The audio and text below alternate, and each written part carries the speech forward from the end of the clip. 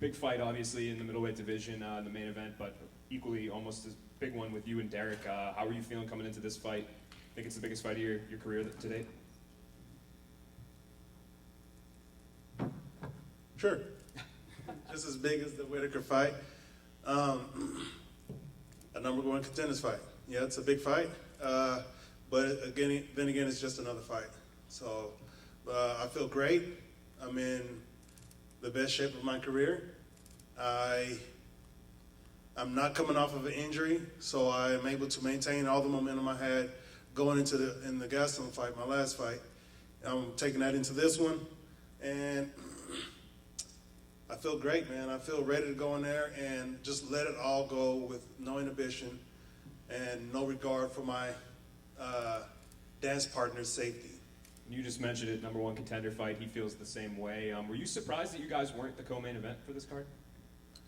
No, I'm sort of glad that I'm not the co-main event. You know, I would like time to watch the main event. So hopefully Derek and Ty don't knock each other out in the first round or something like that, and give me time to get back in the bag and do all the stuff they like to do after the fights and things, so I can get back and watch the main event. Hopefully be able to watch it with my family out there in the crowd. And I don't know what the other scenario would be, but in your mind, there's no doubt that if you win this fight, you should get the winner of the main event. I mean, yeah, who else is there, right? So there's nobody else. Yeah, there's no clear contender at this point in time. So number 3 versus number 4, yeah, that's the one. I know Sean Strickland's kind of been creeping up towards that conversation. Did you watch his fight last week, and were you impressed at all? Or? Yeah, I was impressed by his jab. He maintained his composure, his takedown defense. I was impressed by his post-fight interview too. That guy's a trip. But it was, he didn't enjoy his performance too much, which I understand. You know, he wants to go in there and do what he says he wants to do. So, but it was still a good match. It was still a good fight. But yeah, I guess nothing you can write home about. In the main event for this card, is there one scenario you're rooting for more than the other, just for you? Like, would it be nice to face Izzy, you know, with his title defenses behind him, or would you want to get that one back versus Robert? Is there an ideal opponent for you? I don't care either way. I'm not hanging on to that Robert loss like, oh, I can't wait to get my hands on him. And I'm not looking up to Izzy like, oh, I can't wait to fight Izzy or anything like that. So a fight's a fight. Whoever it is, I'm going to do the best I can to put you away. I know the fans would like to see either of those fights. Both are exciting. And for me, both are a welcome challenge. I look forward to, if I fight one next, I'll fight the other one some other time down the line for sure, because they're both right there. They're going to be there. Who do you predict wins that fight? I can't really make that prediction, but based off of the last fight, one would have to say Izzy has more of a chance of making it happen again. But that's not to take anything away from Robert. He was a champ once before. He's always he's a reaper. You know, I'm not going to sit here and stroke his balls and talk good on him or anything like that, but, you know, he is who he is.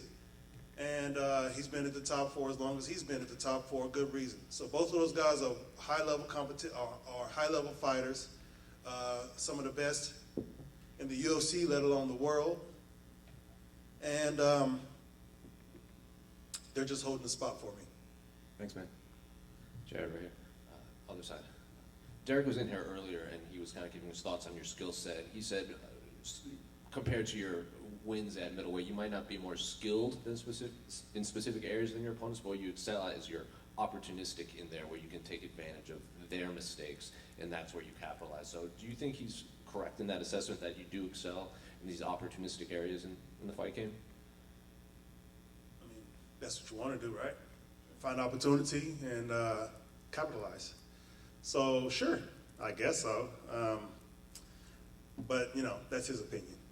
What is your opinion on his skill set in the octagon? I think a lot of fans will say that Derek Brunson is a good wrestler and hits hard, but I'm sure you know there's more to this than just those two things in his skill set. I mean, Yeah, I'm not finna stroke his balls either. So he can wrestle. Apparently he can punch as well.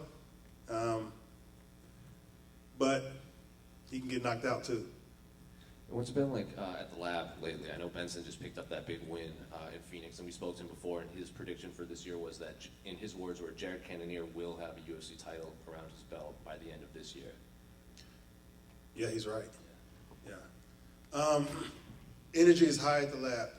It's always ever high. The program is continues to go on. The program works. I'm a better fighter than I was my last fight. I'm going to show that Saturday night. It's going to be less opportunistic and more, what's the word? Predatory, if you will. So,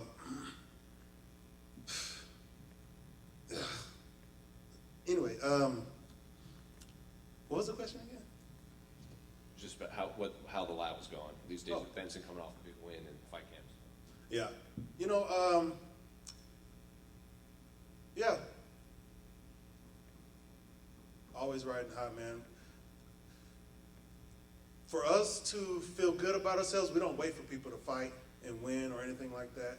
You know, we get in there, we get the work that we need to get done, and that's what makes us feel good. Going in there and training as hard as we can, trying to get that 1% in every time we step on the mats. That's what brings me pleasure. You know, that's what inspires me. That's what I aspire to do. That's the work right there. That's the day-to-day thing right there. So I'm so happy for Ben that he got his win. I want to see him get a belt too. I want to see him get that Bellator belt. I want to have my belt on the wall. He already got his UFC belts on the wall. I want him to get that Bellator belt on the wall, or wherever he may end up. I want him to get everything he wants coming to him. And I'm gonna put my UFC belt right next to it. He also hinted that he might even thinking about retirement soon too. Ben's all over the place, man. Ben does what Ben wants, however he feels, and he can do whatever he wants. So Ben is the man. So whatever he chooses, I'm right there with him. Hey Jared, over here. You recently said that Derek Brunson looks like movie character Simon Phoenix. Does that make you Sylvester Stallone's Demolition Man in this case? No, hell no, because he had issues with Simon Phoenix. I don't want no issues with. I ain't trying to have no. What's the word? What's the part of the movie where the bad guy does something big and now the good guy has to have his montage and come back and be good too? Climax? Yeah. No, we don't want that. I want Derek to show his face in the opening scene. I'm gonna knock it right off. Awesome, thank you. Jared, your career's been going fantastic since you made the move to middleweight, but as a fighter who was once a heavyweight, do you have any issues getting the 185, and do you think that your future long-term will be at middleweight? I can go to 170, you know, when it's, if I wanted to.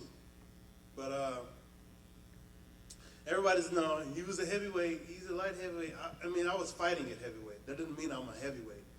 I was never a light heavyweight. Everybody, all the guys who I fought in those divisions, I've always had the size advantage over me. And some of the guys, even in this division, would have the size advantage over them. They're taller, some of them are longer, you know. So, who knows what the future holds, you know. I will definitely be a middleweight champion. We may end up seeing double champ status, maybe even triple champ. Maybe I'll revisit my old divisions, you know, more ripped and chiseled. Probably, I don't think I could make the heavyweight. What's the heavyweight? What's the lower limit for heavyweight? 206. Oh, well, I can make heavyweight then. So who knows? We'll see what happens. I don't like to say I'm going to do this and I'm going to do that. You know, I go with the flow. You know, I let the whatever energy I'm feeling, whatever my ancestors are telling me, that's where I go. Jared, over here, my man. I know you're a really intelligent fighter, and you said to us before that you come up with your own game plans and your team works to basically refine that. I'm just wondering, is that still the case? How's that all going? we are in alignment. We all know what we need to do to get the victory. And if I don't know something, one of my guys will know. So we work together, and we come up with a good, comprehensive approach to the fight, and then it's just up to me to execute. So much of the same. Do you have like what's the word? How do you basically prepare for that though? Do you know what I mean? Yes. Well,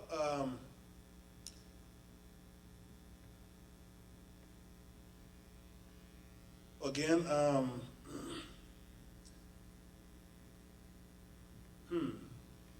do I prepare? Well, I know what I need to do. I'll definitely watch my opponent's fights.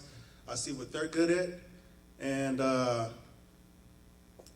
when I talk to my coaches and my teammates, we generally see the same thing, and that's usually our focus. So we all know that, I'm a pretty competent striker, and people don't know, but I'm a really competent grappler as well. So essentially, when it comes to fight camps, it's the same as regular off-season training. I'm only always trying to get better. We usually just adjust the focus to deal with whatever they're going to do, but it's always about me being a better fighter. So I use that to my advantage. When I was getting ready to fight Jack Hermanson, we all knew he was going to try to take us down and wrestle and stuff like that. So I use it to my advantage. Hey, I'm about to fight this wrestler. Let's really up the, let's level up as far as wrestling. Put more of a, what's the word?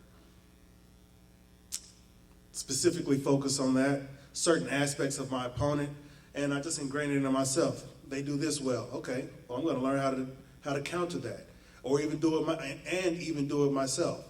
So who knows? You guys may see me take down Brunson. I won't be holding him down and humping his leg. I won't be bashing his face in, he's pretty good at ground and pound as well. So, but I feel like I'm better. Have you brought much pyrite with you this time? I got a piece of pyrite, and I definitely brought it with me.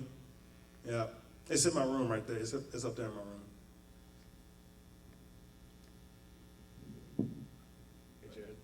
The fight was originally supposed to take place at UFC 270. When Derek was in here, he said he used that time to, have some more macaroni and eat some more food. So I'm curious, what did you do in that extra time? Train. I was like, 3 more weeks of training for this guy? Hell yeah, let's do it. I eat food too, but I don't know. I'm not sure what his diet plan for fighting is, but I eat relatively clean throughout the year, so nothing much really changed. For me, I don't really have fight camps. I know guys shoot the shit and do whatever they want to when they're not in camp, but I love martial arts. I love going to train twice a day. I like it. I love it. And if I didn't do it, I'd probably go crazy. I'd be ornery, I'd be bitchy, impatient, and I just wouldn't be in my happy place. So I do this regardless, whether I got a name on the contract or not.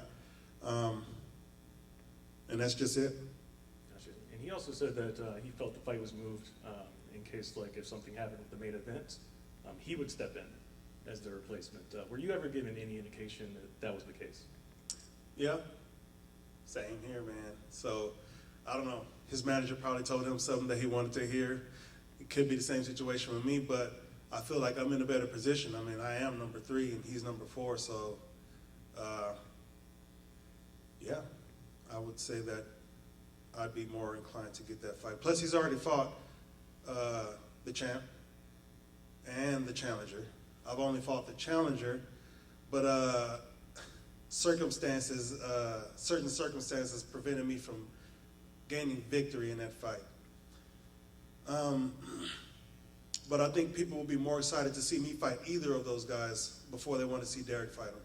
So I don't think the UFC knows that. So wishful thinking from Derek. Absolutely. Now, a lot of people are also looking at this as a striker versus grappler type of matchup. Is there anything that we're missing here? Yeah, I can grapple. You know, I train at the MMA lab. We got good grapplers, D1 level wrestlers that I'm learning from. They don't have to be the same size as me, but we got some big guys in there. I learned how to do the technique. I've trained with little guys damn near my whole career. And we all see how far that's gotten me. So, yeah, I don't know. I can grapple too. I can wrestle too. I have a pair of wrestling shoes my damn self. They're probably not as worn out as his. He's been doing it way longer than me, but my mind allows me to be just as good as any of these other guys when I need to be. So, again, you may see me taking him down if the opportunity presents itself.